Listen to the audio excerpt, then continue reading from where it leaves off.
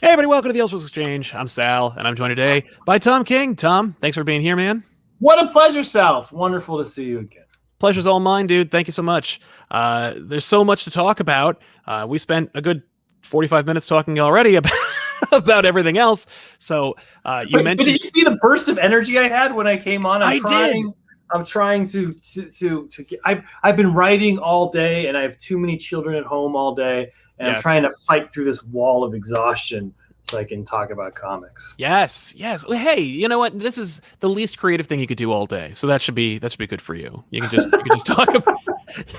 You can react to bullshit I mentioned, and I'm sure Batman Predator will come up at some point, so we can really shut our brains off. What Batman Predator shut your brain off opens your mind. It's true. Well, 1 out of 4 ain't bad. We just talked about JLA Predator. Have you ever read JLA Predator? No, I don't think I have read JLA Predator. Ostrander wrote it. Oh, Ostrander! I love Ostrander. Me too. You could tell the poor man was just like, it was one of those things where like, hey, John, write JLA versus Predator. He's like, what's a predator? Whoa. What's a predator? What's a predator? What do they do? Oh, they do that. Okay. Yeah, I can do that. Oh, no.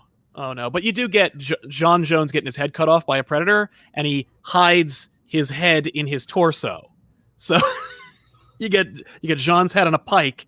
The Justice League find it. Green Lantern throws up in a hard light construct barf bag. And sure, doesn't want to throw up on the floor. He's played. Well, they're in. He's in the Watchtower, and then Jean emerges and his head's in his torso, and he's like, "I need my head back." And I'm like, "Okay, that's the tone we're going for. Here we go." But anyway, Supergirl's coming in the next 2 weeks, and oh my God, is that soon? Yeah, June 11th, I think. Maybe sooner. Whoa. I don't know. I might be looking at a different trade. That blows my mind. Yeah, this seemed to come kind of out of left field. I didn't see it coming, and when it was announced, first of all, Bilquis Evely, and she's holding a sword. I'm getting major She-Ra vibes from this book. 8-issue miniseries. It is not at all She-Ra-y. Most of all, because I have no She-Ra experience. No offense to She-Ra. I hear the cartoon is what as a child I was all He-Man. I never sort of crossed over to the other side. You know what's funny? When I was a kid, I was also into Masters of the Universe, He-Man, but I got a lot of She-Ra figures because it was all made by the same company. Sure. But I didn't know that. I just grew up with Masters of the Universe, and I'm like, yeah, like Hordak and this guy. And my wife, who was a She-Ra person, is like, those are She-Ra villains. And I'm like, what?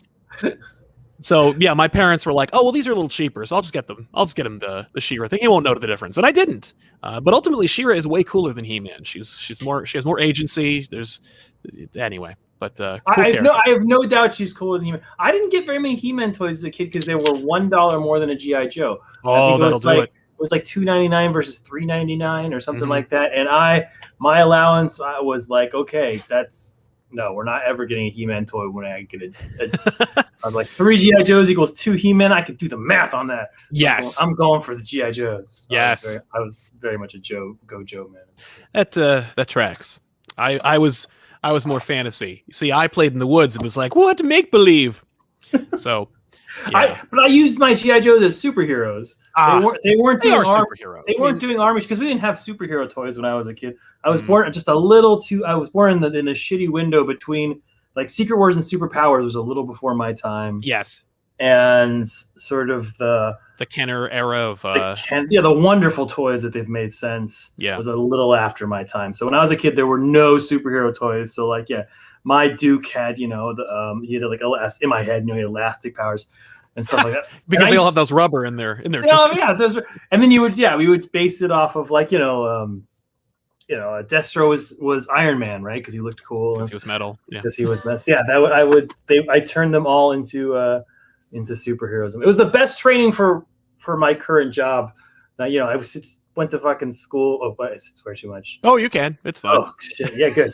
I took trigonometry and calculus and all that shit, and I just fucking G.I. Joes on the floor was much more useful than anything I was doing. Yeah, but kids don't drop out and play G.I. Joes. No. Well, plus, I have a ton of action figures from my childhood, And because of the nature of my job, some amazing people like to send me their figures. And sometimes when I'm out, I'll just be like, oh, there's a figure I've always wanted, or I always wanted to see in a figure.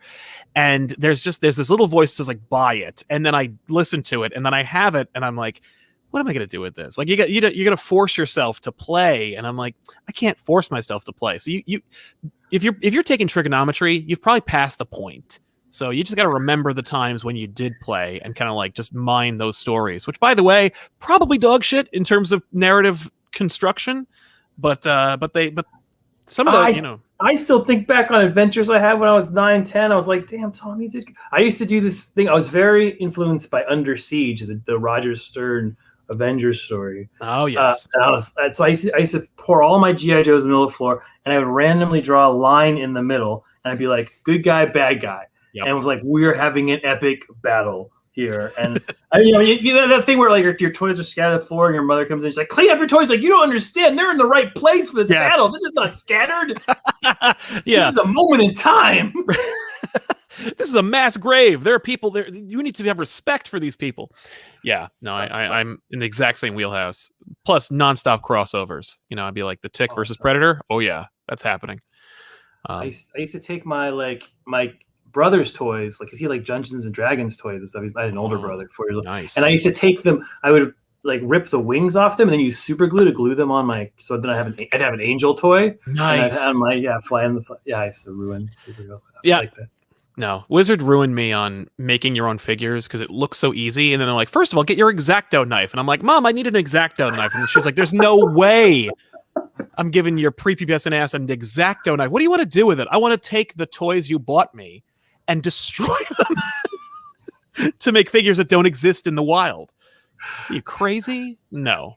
But I do distinctly remember exactly what you're talking about when I hit. I'm sure I hit it later than most kids, which is why I have a current profession. But I don't know, sometime in my early teens, when you have a bunch of toys and you sort of sit on the floor and you're like, all right, become that magical thing again. And you're just sitting there, you're like, no, you're just pieces, and you start to see that they're plastic with paint on them, and your brain just won't engage in them anymore. It's like something, there's this uncanny valley between you and your imagination. Yeah.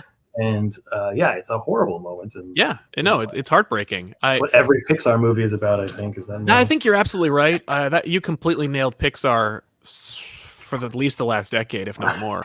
Like, they have just stopped. They've aged out of themselves. They've stopped pretending they're for children anymore. They're just like, let's just make millennials cry. That's what we're doing with these movies now.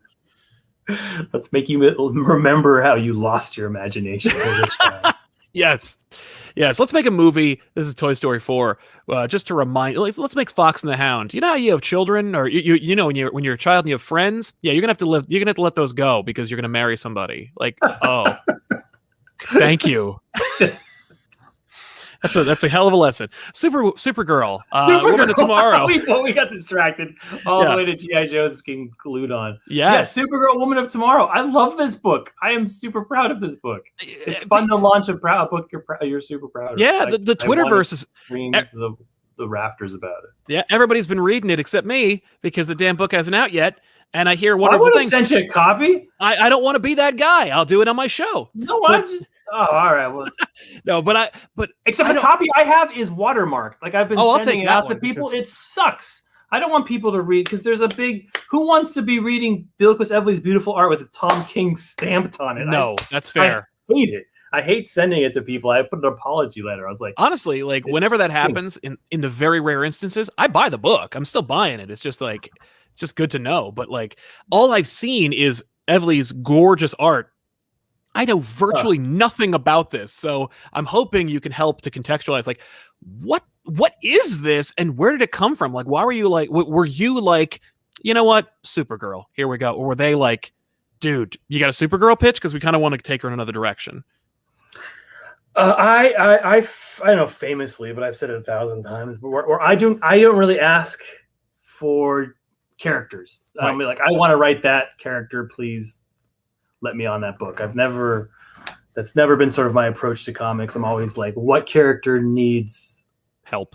help or not just, I was going to say needs me, but that's the wrong thing to say. Like what characters no one using, what character, you want to be. There's this wonderful stories about Jack Kirby coming to DC and being like, what's your lowest selling book? Jimmy Olsen. I'll take Jimmy that. Olsen. Yeah. And Steranko tells the same story. What's your lowest selling book of Shield? I'll take that. Yep.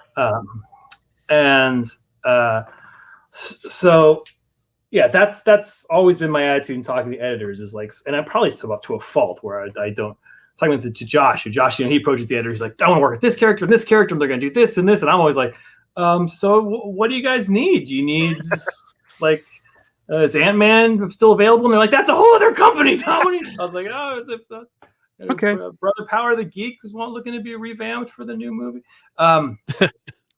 And my brilliant editor for my whole career, Jamie Rich, who edited Sheriff of Babylon, who edited Mr. Miracle, who edited Batman, who's currently editing all three of the books I have out, Rorschach, Batcat, and Strange Adventures. He moved from being the head of the Bat office to being the head of the Superman office. Oh. So just in talking to him and sort of the characters he was looking at, he's like, we're taking Supergirl down, and there just doesn't seem to be any interest in that character, even though she already has a TV show.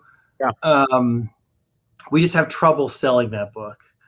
No offense to anybody who's written it, it's been hard. I mean, Supergirl was a best-selling book not so long ago when when Loeb was on it. Yes. With Loeb and Turner, that's what I always think of, but I guess that's the Batman Superman book. But that was like the reappearance of Supergirl. Yes. I think it was Ian Churchill. I don't know. That's what my brain's telling me. The Supergirl Loeb stuff. And she's a character that lives inside every single human being. She's like, you could ask a 4-year-old on the street who is Supergirl, and they'll say, I know who that is. Yeah. So she's singular in that way, in the way that like Vision or Mr. Miracle are not. And I said, yeah, I will take on that challenge. And he asked me, so what's your take on Supergirl? Like, what are you going to do with her? And my opinion on super people as opposed to bat people it's funny. I was in a Hollywood meeting recently, and they were talking about revamping a new property. I won't say what property in case it works out, but I was like, we need to go back and sort of go back to the the qualities of this. And they're like, Tom, aren't you?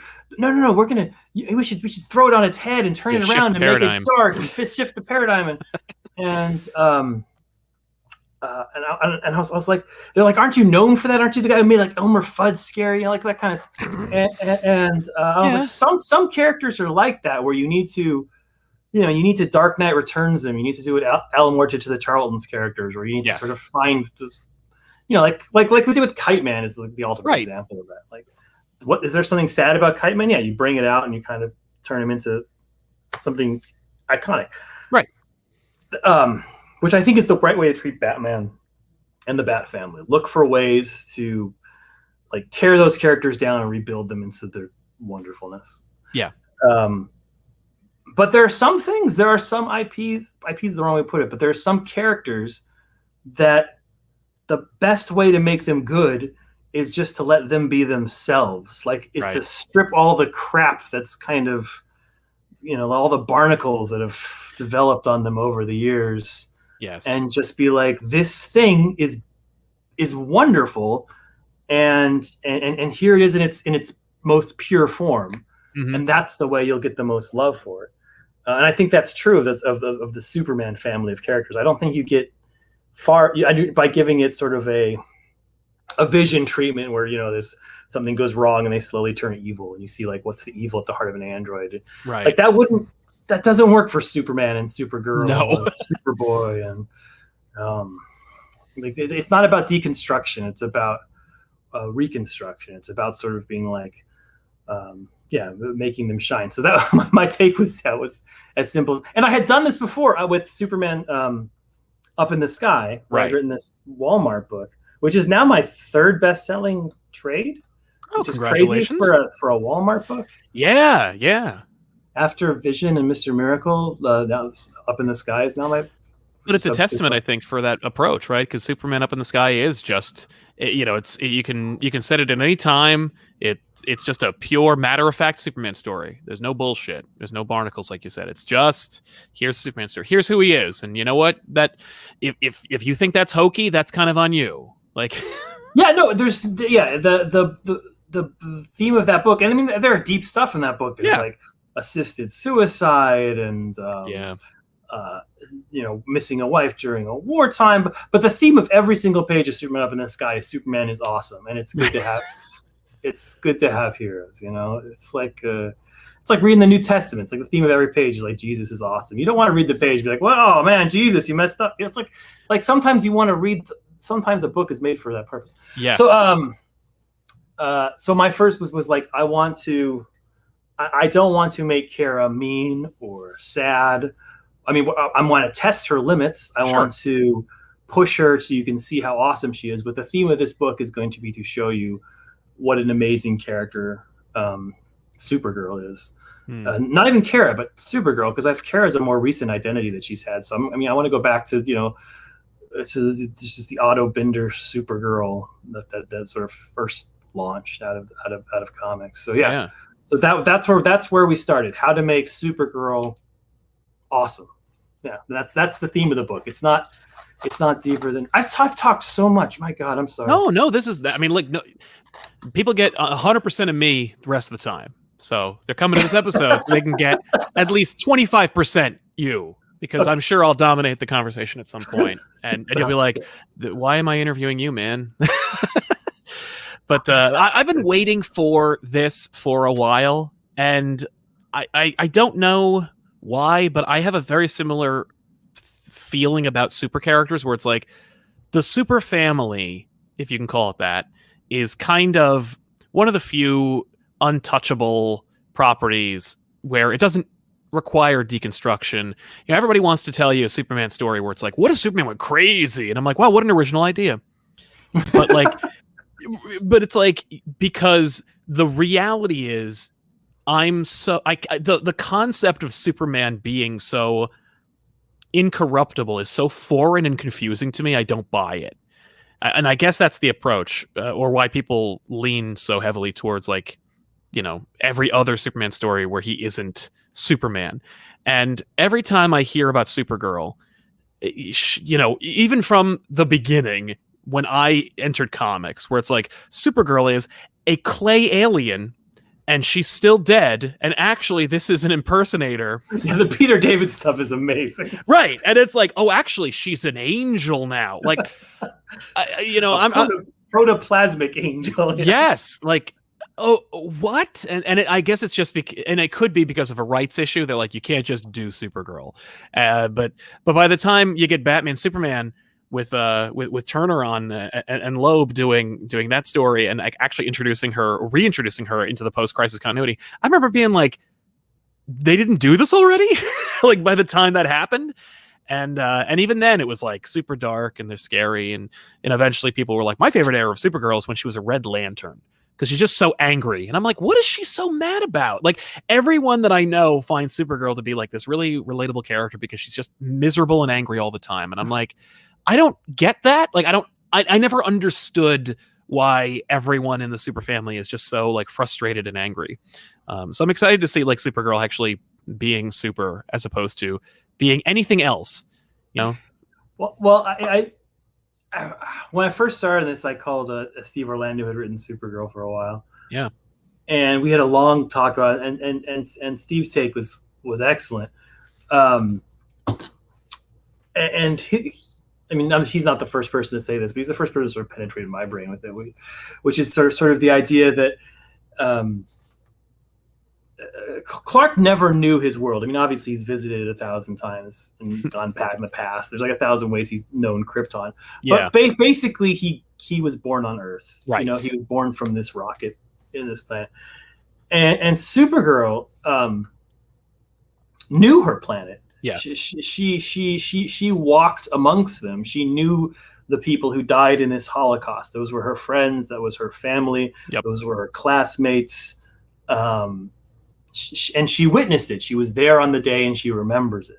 that's quite a different experience for a human being to be 14 and witness a Holocaust, and to be 0 and witness a Holocaust. That's separate. Or to learn about it after the fact, like, because that's the idea, right? Superman he didn't experience it, like you said. He learned about it, like he learned about history. Yes, he learned about when he was like 13. He's like, what happened to my parents? Right, and so no matter how like intimate the holograms between his parents and he could be, it's all superficial. Like, it can be personal, but like, we all know who Clark's real parents are. We all know like what Clark's real origins are. Like, he doesn't know how the trash was taken out on Krypton. He doesn't know like what it was, he doesn't have that like sense memory about like going into a familiar place. Like when you enter a school and you smell pencils and you're like, oh my God, I'm there. Like, he doesn't have any of that.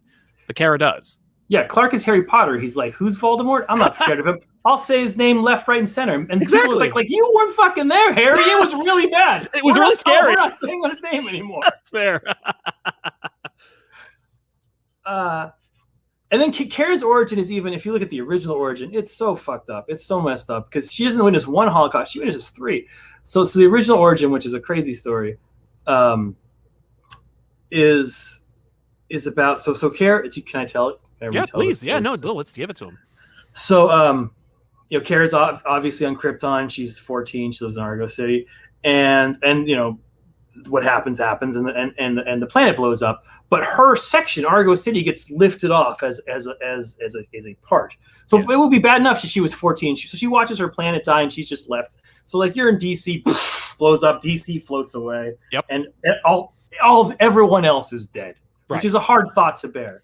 And then she's floating on this city, and they're floating, but they're on a piece. And as they float away from their red sun and gets to some yellow suns, the kryptonite that their city is made out of turns to kryptonite. So, and they're Kryptonians, so they all start dying of cancer. So they all just so she's sitting there, and she's like, we survived, and then people start dropping left and right. So her father, being a brilliant scientist, as her father said to me, builds a lead shield under the ground. So it's like, okay, we've lost, 30, 50% of our population, but I've saved them.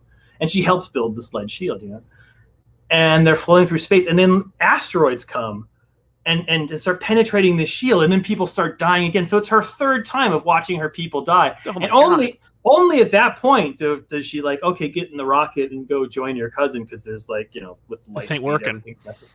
So and then she becomes, so that's some fucking trauma to go through. And I don't know if you've read any of my books, but I've done some, I enjoy the trauma in characters. Sure. Yeah. But I mean, that builds you strength, and that makes you, the fun thing about Kara's was to writing Kent is, she swears, and she's much more world weary. She's been through some shit. She's seen some shit, because she's been through these kind of experiences. So yeah, that's sort of where we start with the story. And then of course there's an actual plot to the story. Oh, naturally. Well, that's all prelude. That's that's all the backstory to contextualize his character. Now, it's got the Infinite Frontier label on it. Is this kind of like a Infinite Frontier Supergirl? Like, this is part of the thing. Like, this is in continuity, or is this kind of like it could be, but I'm not approaching it that way. No, it's 100% in continuity book. What happens in this book will affect Supergirl going forward and the DC universe going forward. And there's a big Ruthie's this character who appears first time, so it's her big first appearance in the book in DC continuity, or Ruthie, depends on how you want to pronounce it. It's Ruthye. Well, you invented her. What do you call her? I say Ruthie. Okay. Yeah, she's named after my niece, my darling niece, whose name is Ruthie. I don't name people after my own children anymore because people who are in my comic book go through bad things. Yes. So I'll do bad things to my nieces. But yeah, my darling niece. But I was typing up, and my son was in the room. He's 6 then. And I was like, Ruthie, and he's like, put an E at the, he's just gonna look cool. And so I was like, that's cool.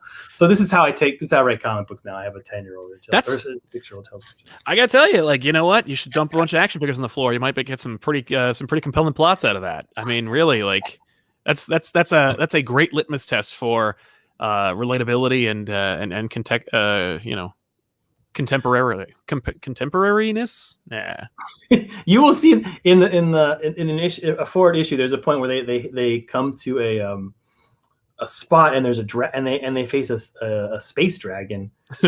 And I was literally walking around my kitchen, be like, I don't know what to write in this next thing. I was like, I had in my head sort of what the scene should be, but I didn't know what it should be. And my son was sitting there, and he's 12, and he's reading Lord of the Rings. He's like, how about a dragon? I was like, space dragon. Let's do it. How about a dragon?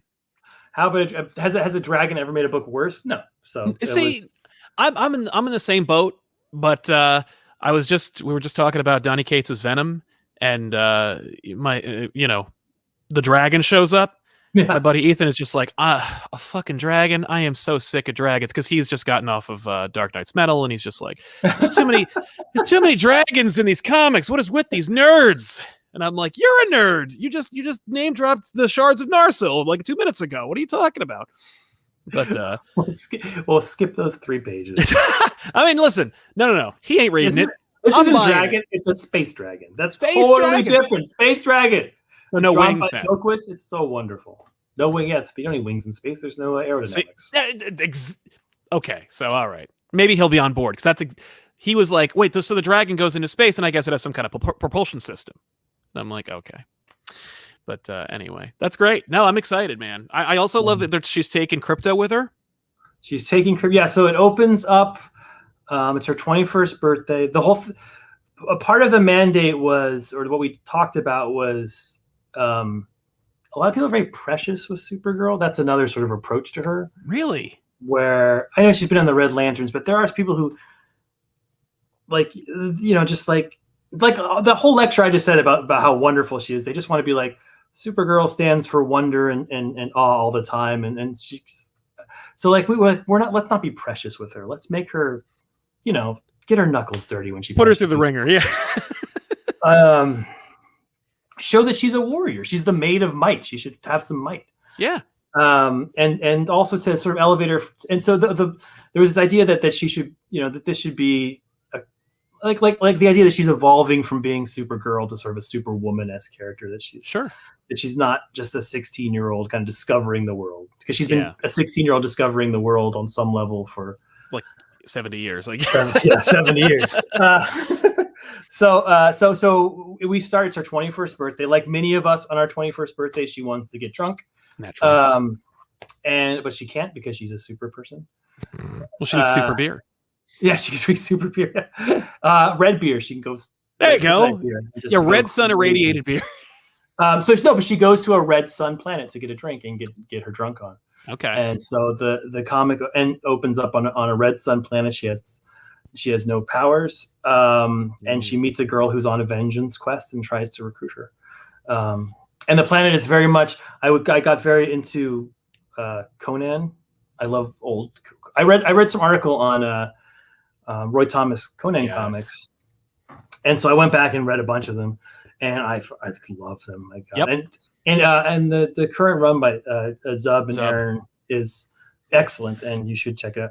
And does credit to all that stuff. Those guys know that stuff backwards and forwards. It's crazy. And so different too. Like you pick up like Aaron's King Conan stuff is next level crazy shit, and Jim Zub's is so like quintessentially Marvel, Thomas, D&D, like it's good stuff. Like, but so drastically different. So it's like you're gonna get 2 different things. I'm glad to hear that you're digging on Conan, because it's good stuff. Oh man, I got so into Conan. I for like 3 weeks, all I was reading. My kids were like, another Conan comic. I'm like, I gotta find out what happened. Right? There's a giant spider in this one.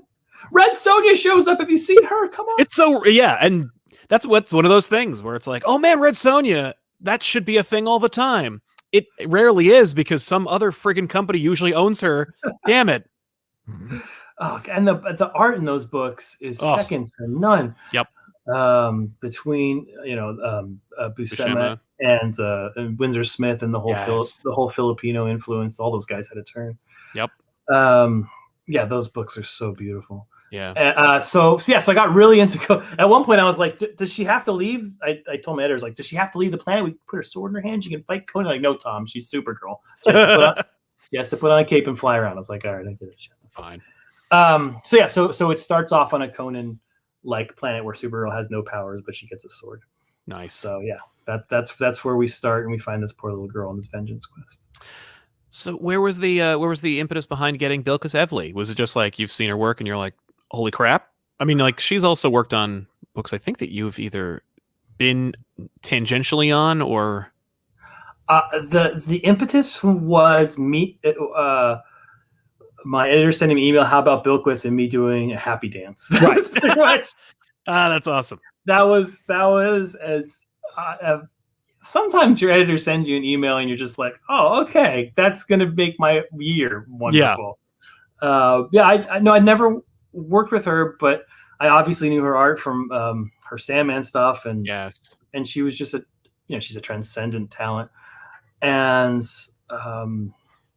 she's better than I thought. Even I was like, this is the woman who's going to win the Eisner this year for Best Artist. She didn't win. What a crime! So I'm sure she'll win next year. And she went beyond my expectations when she started turning pages. Every time writers talk about their artists, they talk about this. But I mean, honestly, these pages are. She sent me a mood board, which I don't get to. Mood board? I don't know. Is that the right thing? I don't know what I would call it. But she's like, this is the stuff I want to draw. This is kind of the. This is what I'm interested in, because I was like, I came to her, I was like, the story, it's basically a Western that takes place in space. And it's two people trying to find another person. Awesome.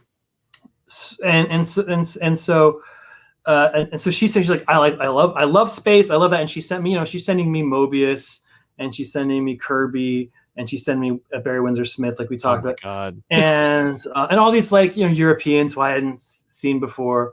And just and like a Wally Wood kind of stuff. Huh.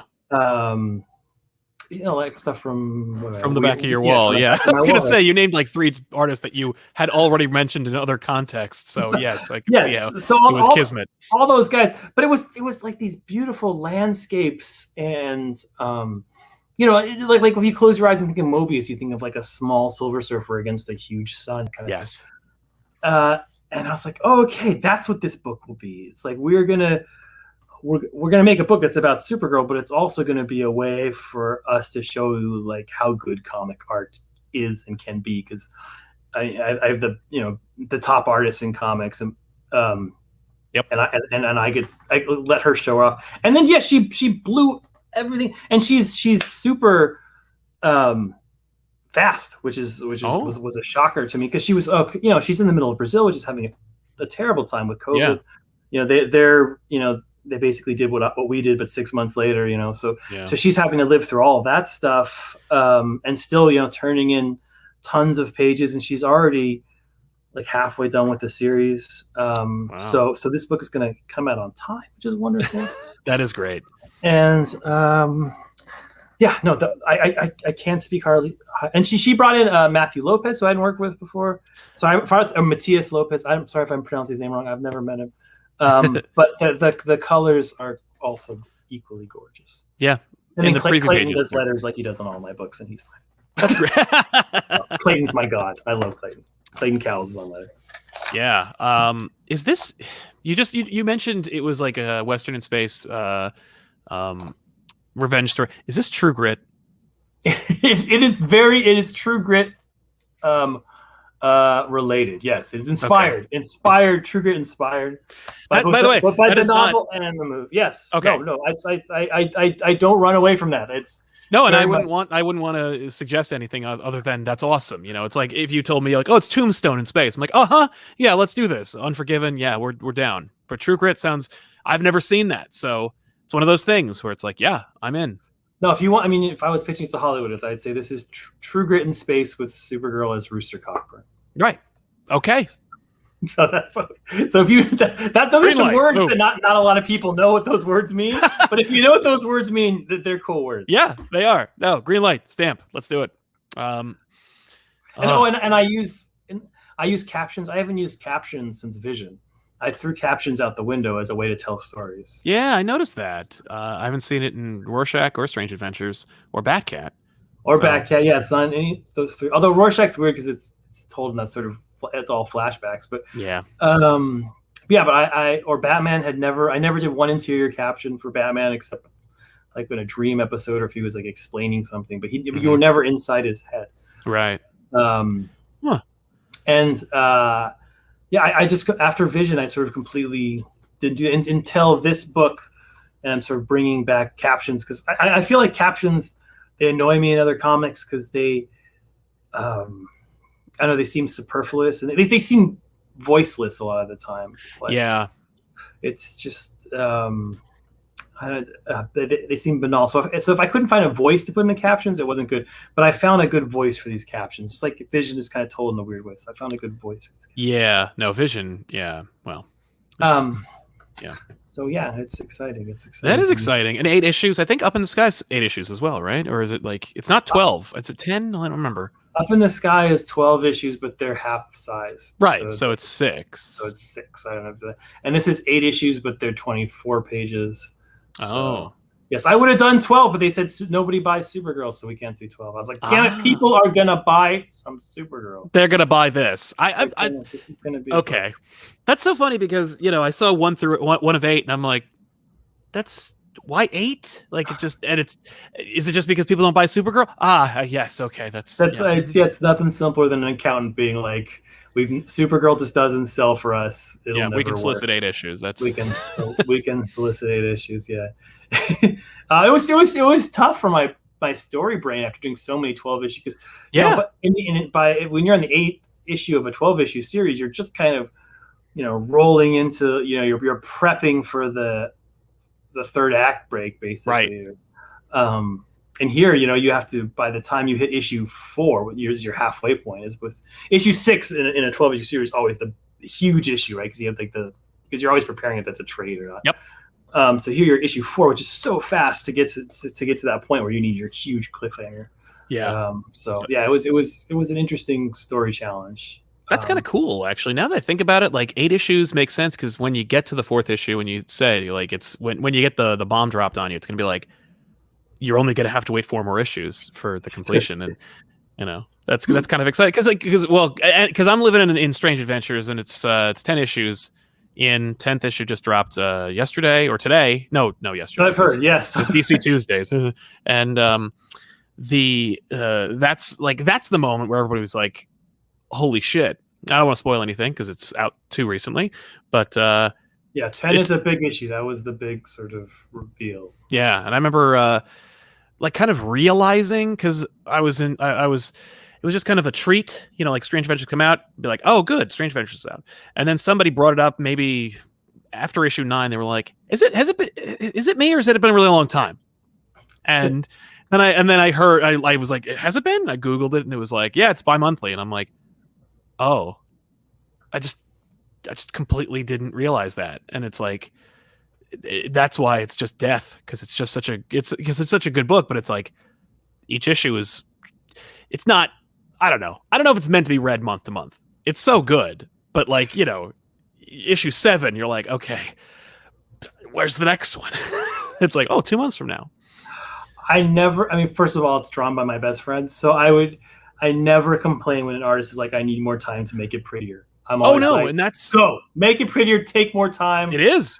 Nobody remembers that the 3rd and 4th issues of Dark Knight were 3 months late. Like nobody remembers that the last 4 issues of Watchmen were all late. Yep. I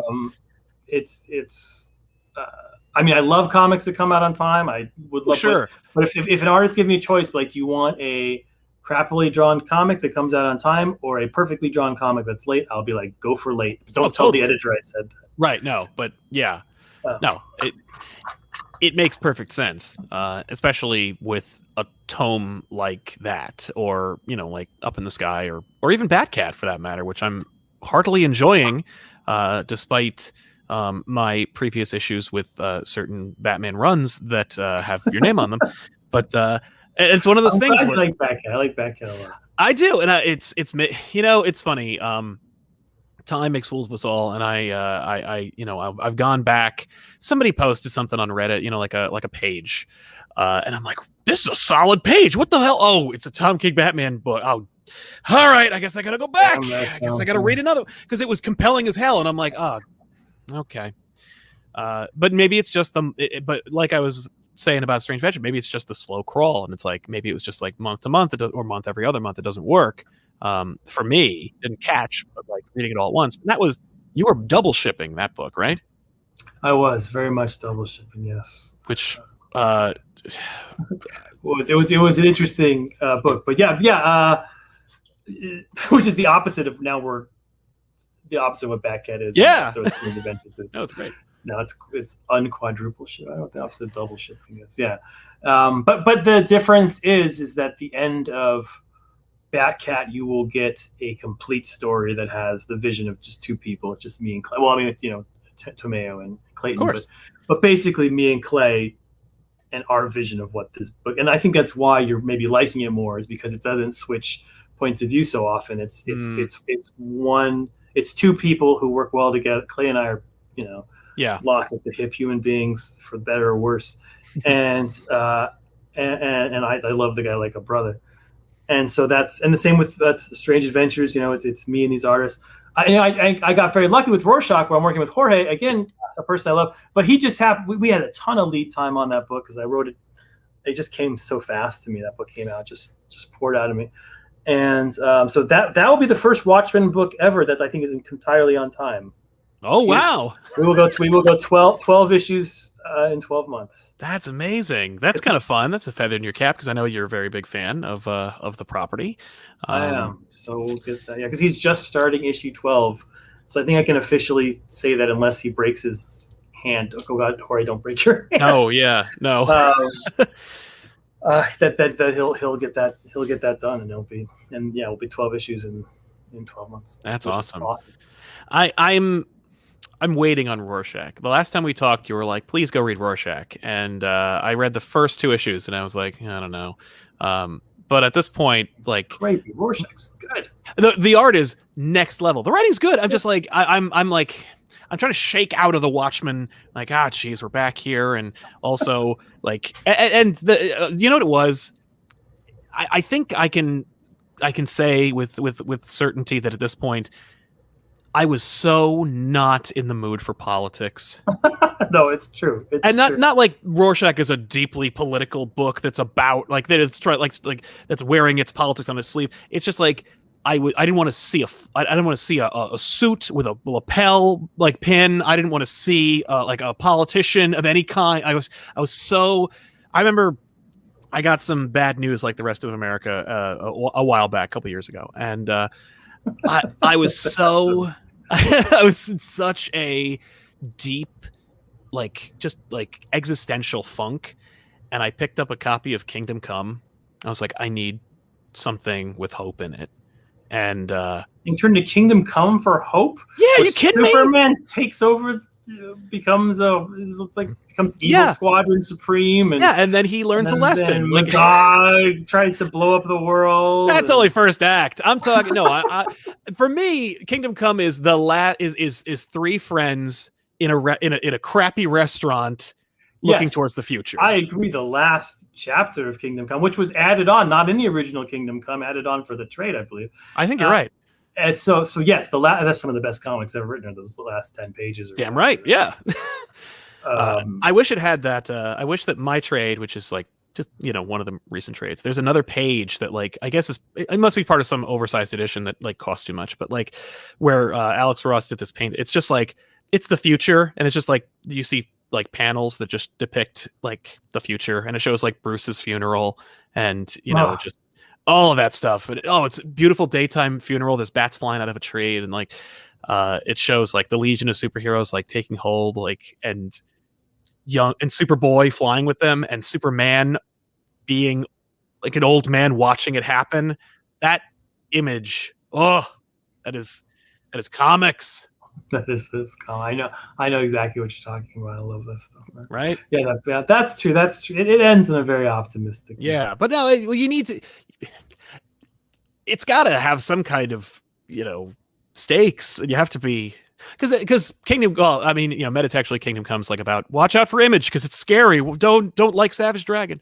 But I know there's that part. Yeah, see, I mean, if I was going to Upbeat Comics, I'd go to like New Frontier. New Frontier, yeah, but it's all like, Optimism. Yay! Like, yeah, no, but you need like Kingdom Come is like the future sucks, and it's like when you feel like the future sucks, you go to Kingdom Come because at the end of the day, it doesn't.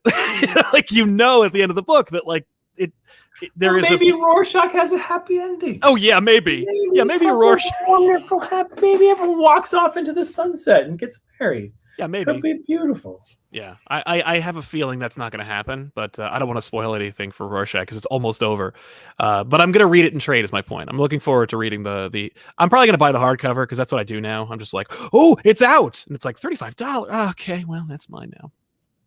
Rorschach and Strange Adventures, to a lesser extent, Batcat, are very much books that I wrote last year in the midst of sort of. The world felt very apocalyptic a year ago, and that's when I was working on those books, and they're part again. I write books in generations. They're part of that generation of addressing sort of, Mr. Miracle and Here's a Crisis for how to cope with trauma. These books are much angrier books. They're much more about like they're not about like let's find our family and hug and realize we love each other. No. Especially if you've read Strange Adventures 10, you know that's not what that book is about. Nope. Those books are about what happens when there's evil in our life and how do we sort of deal with that and fight it. Yeah. Supergirl is the next generation. It's to me, this is the post. It was written, during the pandemic, but when I was sort of like, this will come out, God willing, and it turns out it seems to be true after this pandemic passes, and after we've passed this sort of very dark time in our history where this whole country just seemed to be, committing suicide with each other. Like it just seems there's just so much anger everywhere, Yeah. And so I was like, I'm going to write the sort of post books. We're entering the 20s the same way they entered the 20s the last time. The Roaring 20s books. I want the party books. I want you to pick up this book and feel like, God damn, this is, makes you. It's not about anger. It's not about trauma. It's about stepping forward into the future and kicking ass. That's the Supergirl, the first of those books. And it'll be joined by others as we go forward. Yes, we talked off mic about how there's a couple of projects that are very that are on the horizon that no one even knows about yet that are very exciting. It's true. I don't even know about them. I'm just teasing the fact that they exist. But like, it's I'm not saying it like and you're going to be very excited. Like I don't know. It could be an ambush book. I don't know. But I just got my first art in for one of those projects. Just like 3 seconds for when it airs. It's gorgeous. Nice. So yes, there's some just amazing stuff. I work with the best artists. I have no. You do? Yep. I have no qualms because I work on these books where the artists can take their time. Right. They have space to do their best work, and they are doing it. So wonderful. Yeah. No. You're writing usually a complete story. And. I don't know. Do you think having done these? I mean, like, it doesn't hurt that they're also like excellent, but like these are all kind of these complete, 8 to 12 issue miniseries. Do you miss at all the monthly model? Do you miss like being like, I like kind of just doing it as it's happening, adding to what's literally like unrolling in front of us and having that kind of like tight schedule?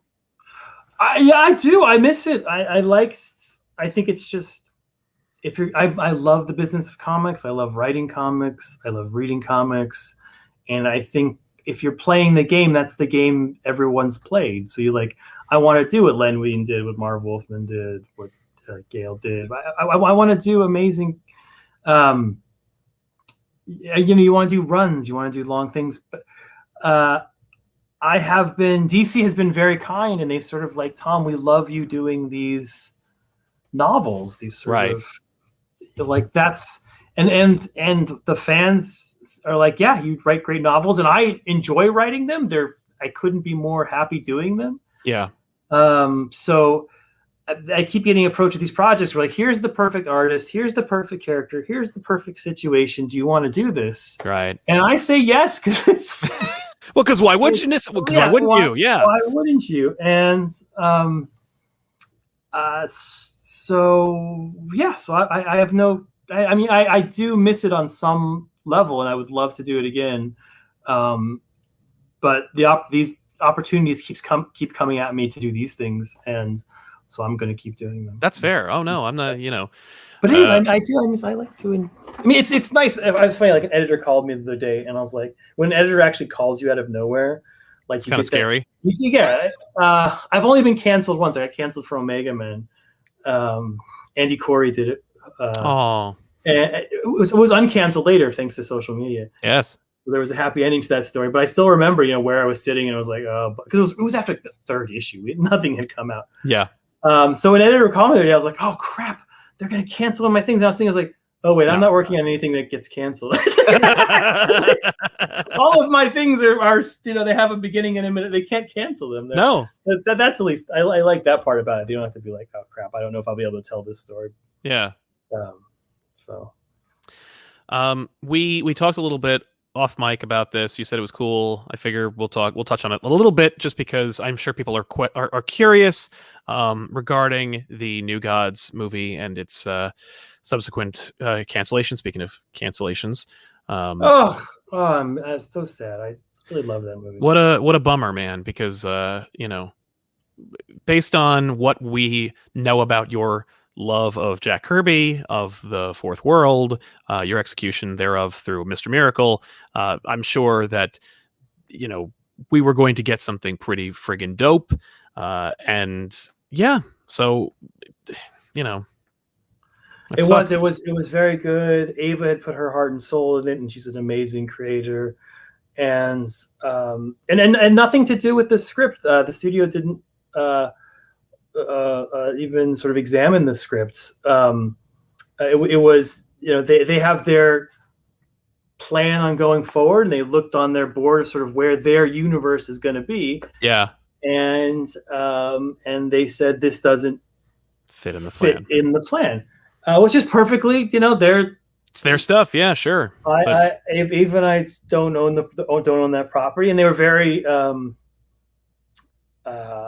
and anyway, Ava's going and doing Naomi with them, so that's how much. Yeah, it's not like there's not bad blood. I mean, she's immediately going and doing a new series with them. Yeah.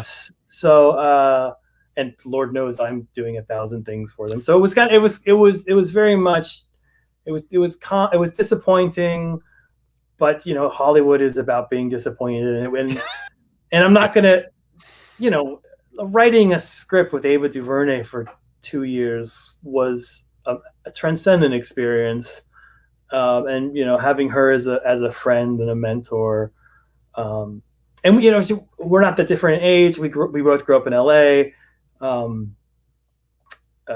probably 20 miles from each other or something. Wow. So yeah, it was. I incredibly enjoyed it. I incredibly enjoyed the script we did. I thought it was just this love letter to Jack Kirby thing. And who knows? Nothing's ever dead forever, so who knows what happens in the future. That's true. What's the old saying? No one's ever really gone. No one's ever really gone. So yeah, that's. I mean, I'm sad it's gone. There'll be wonderful opportunities in the future, and It's true. I have absolutely no regrets about the whole thing. It was amazing. I'd do it all again in a second. Nice. Well, that's good to know. I mean, like, that means you're proud of what you did, which is nice. It's always there was some, when anything dies, you think of like, that one line was so awesome, or that one thing we were gonna do was so cool. Yeah. And you're just like, no one's gonna. And she had some casting where where it's like, you're like, I can't believe I'm writing for that person. And you're just. So yeah. Oh well. It was cool. You mentioned things like you don't own that's theirs, that kind of thing. If you could, because we've talked about Conan and Predator and stuff like that. If there's an IP that you could just buy it outright and be like, I want to just take this in my own direction forever. What would be yours? What would be something you're like, if they were like, the rights are up, they're $5,000. It's like that one. Oh, Sweet. Well, Supergirl's very good, so we'll just take. Yeah, Batman 5,000. Can I get it for? Yeah. No. Whatever. Fox bought the X-Men for 50 grand right back in the day. 50. Oh yeah, that's right. That's right. God. Oh my God. And then to buy them back, they had to pay $6 billion. Wow, Yeah, they had to buy an entire studio. That's a profit. Right there. Yeah, that's a profit. All right. Oh my God. Man, you asked me a good question, and people actually ask me this question all the time. Do they really? Yeah, it's a very Hollywoody thing. Yeah. I do all this. Look, comics are where I love to live, but Hollywood comes calling, and you answer the phone. Of course. And inevitably, the question is like, what do you want to work on? Like, what can we buy for you? Right. Oh. And you're like, oh no. And you're like, oh, I was like, you always want to say again. I'm the stupid kid who's like, just tell me what you want me to work on, and I will. Yes. I will write that thing. If you want it, Mr. Miracle. But look, this is the. If I could do anything, I don't. It's funny. I started out with Elmer Fudd. I would love. The Looney Tunes are so awesome. I would love to do something with the Looney Tunes universe. Yeah. I feel like my mother was an executive at Warner Brothers. Really? Yeah, back in the 90s. No shit. That's like the golden age for people like us. Like.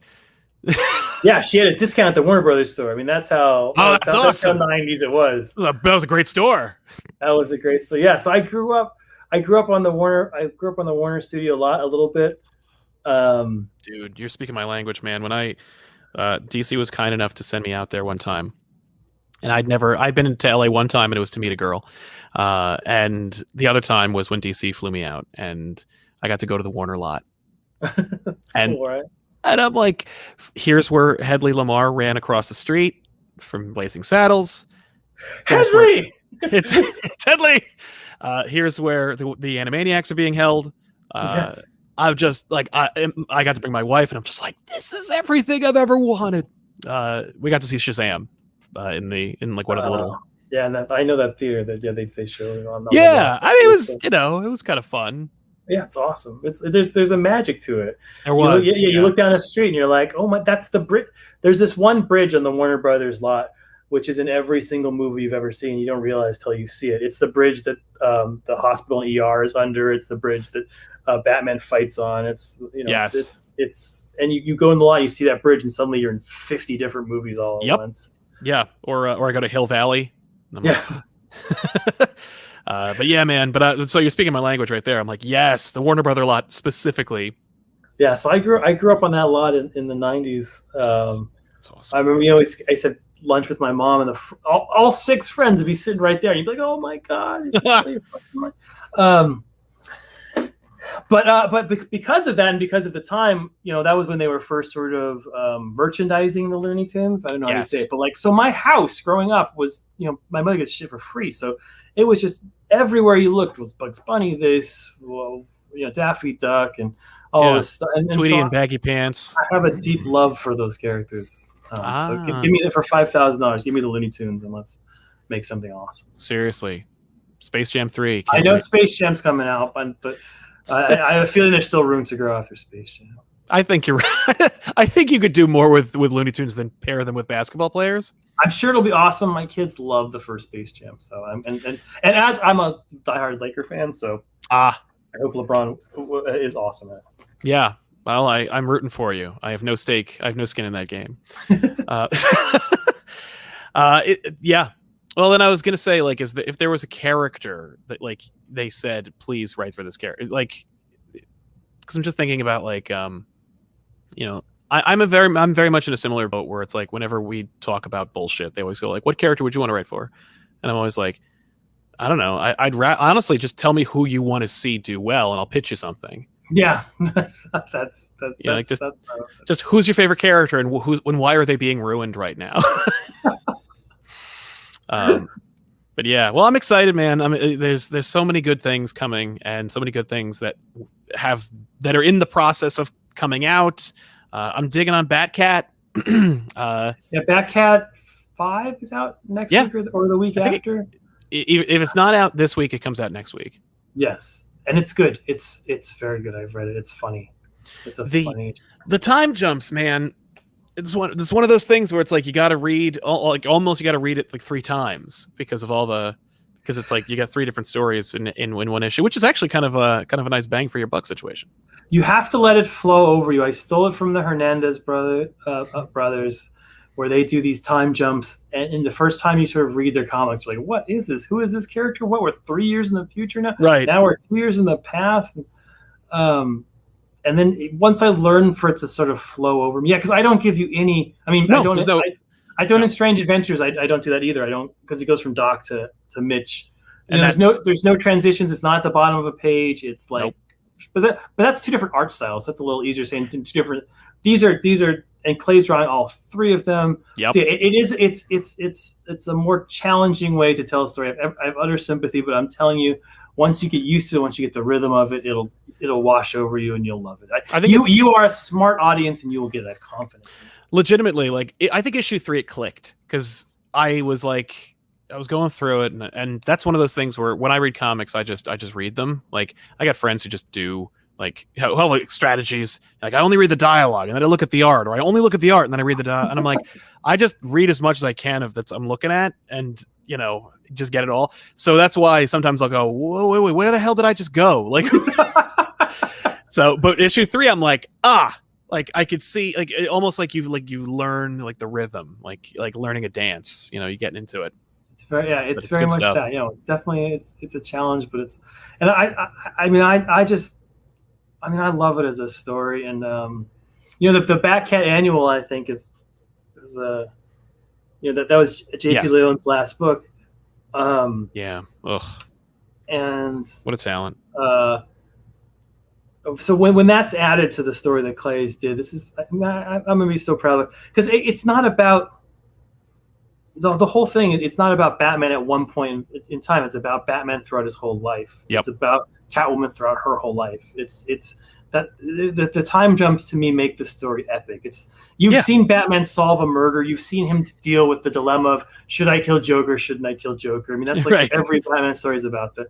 But what makes this unique and special is the fact that you're seeing what it's like when a criminal and a crime fighter fall in love, what it's like when they're married, and what it's like at the end of their relationship. And you're seeing all of those simultaneously, which is when I look back on my life and I look back on my memories, I don't see it all in order. No. I see them mixed together, and I see myself in high school at the same time I'm in Iraq, at the same time I'm in DC Comics, and somehow I create my identity out of all those things being in the same place at the same time. I'm looking at my hands. No one knows what I'm doing. So why is Tom looking down?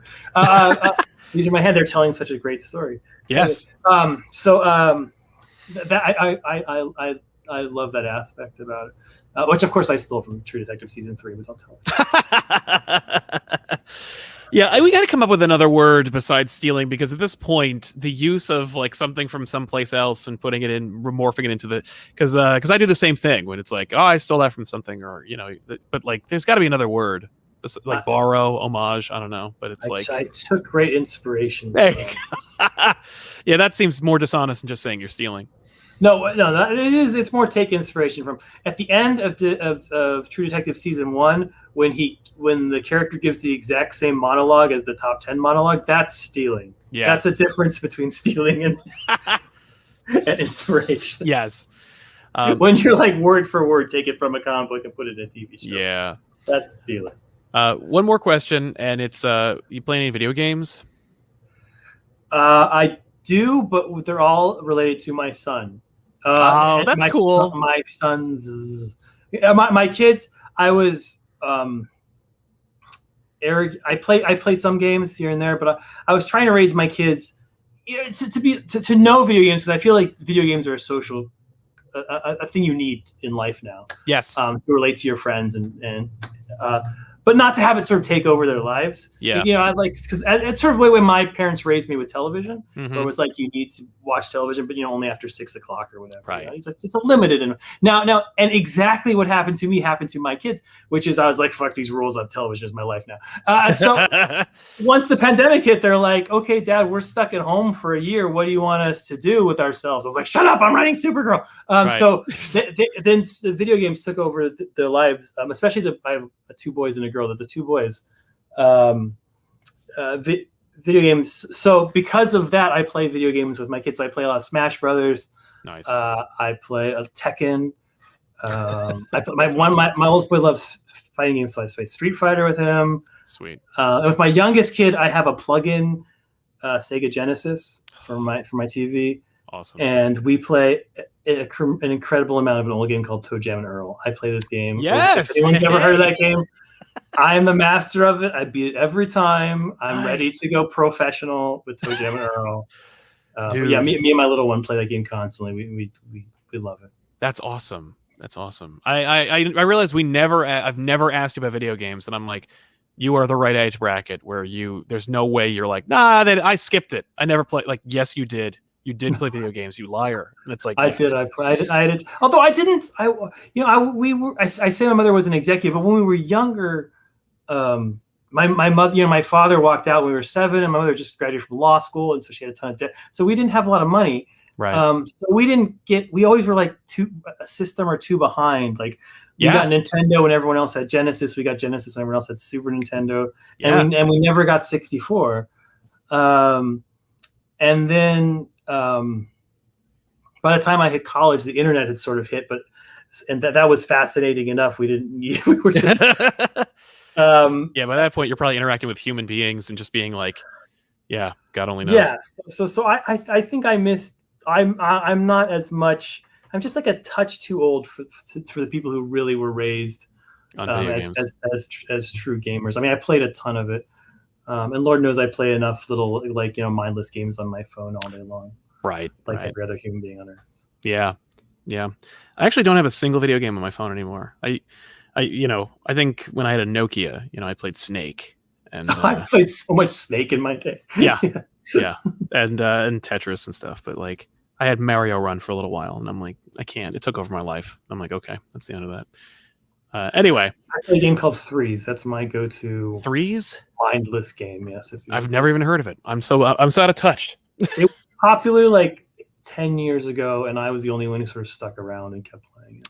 And it's just if I'm doing something that's like a mindless activity, I just need to occupy my brain for 20 seconds. I go and play a game of Threes. So that's the thing. Like, what I need, like Tetris or something like Snood on my phone. If I could just play one of those two games, that's something where I could just play it and like I'm not even there. Like, I can be doing my taxes and just be playing this game. But every real game costs something. Like, there's always, and I'm like, and for me, I'm like, I was raised in the era of like video games. You could just download those, like. Like Doom and Duke Nukem 3D. And it's like, if you tell them that you're a developer, they'll just send you a copy. But so I have a very different, it's like the Napster generation of like music that's free and worthless. Why would I ever pay for it?